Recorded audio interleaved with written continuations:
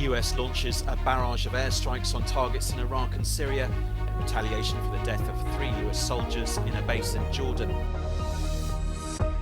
Some of the farmers protesting across Europe head home after their governments offer financial concessions, but others stay out on the roads. Some international media reports say Ukraine's president has told the US he intends to fire the head of the armed forces.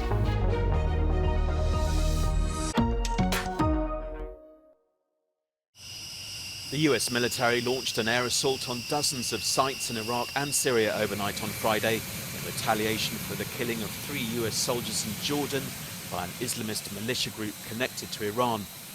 Just hours after President Biden watched the US soldiers' coffins return home, the strikes hit more than 85 targets at 7 locations, including command and control centres and drone and ammunition storage sites, according to the US military.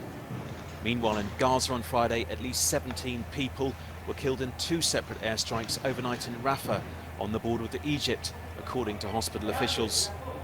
Hundreds of thousands of Gazans have fled towards the town as the Israeli offensive has moved ever further south in Gaza. And the UN satellite centre UNISAT has released a damage assessment of Gaza, showing that nearly every 3rd building in the region has been hit. It says around 22,000 buildings have been destroyed. The Romanian government says it's reached an agreement with the farmers and truckers who've been protesting about high agricultural costs and low prices for their produce. Convoys of hundreds of tractors and trucks have slowed or blocked the traffic on major roads leading to major cities in the last 3 weeks. And many of the protesting farmers in France have also stopped after the government there offered a series of financial concessions. Some, however, are continuing, including small-scale livestock farmers and other sectors such as beekeeping. In Belgium, farmers are also staying on the roads, and they've also blocked numerous border crossings with the Netherlands. Some of the motorways are the busiest in Europe as they lead to Antwerp, Europe's 2nd biggest port. In Portugal, farmers have partly blocked a key bridge on a main road into Lisbon. Since Thursday, some major roads have been blocked across the country, but some have since been lifted after the government offered financial support.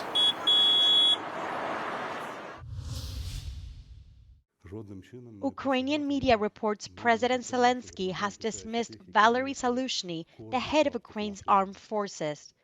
Rumors that this might happen had been circulating and referred to disagreements between the 2 men. Washington has made no comment, saying it is a matter for Ukraine and not the US.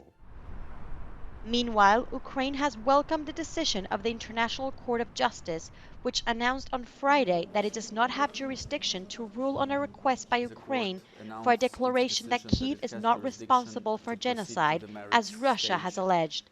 The case will now continue. On Friday night, air sirens sounded throughout southeastern Ukraine as groups of Russian drones were reported heading toward Kryvyi Rih, Kherson, Dnipro, and Odessa. On the other hand, Russian social media report explosions in Voronezh region, most likely caused by a drone attack. An Italian admiral will command a new EU naval mission to protect shipping in the Red Sea. Italy's defense ministry said on Friday the EU has approached Rome with a request to supply the force commander for the operation. On Friday, EU Foreign Policy Chief Joseph Borrell emphasized the mission should be purely defensive and that there will be no strikes on Houthi targets in Yemen. The operation is due to get the go-ahead at a meeting of EU foreign ministers in 2 weeks' time.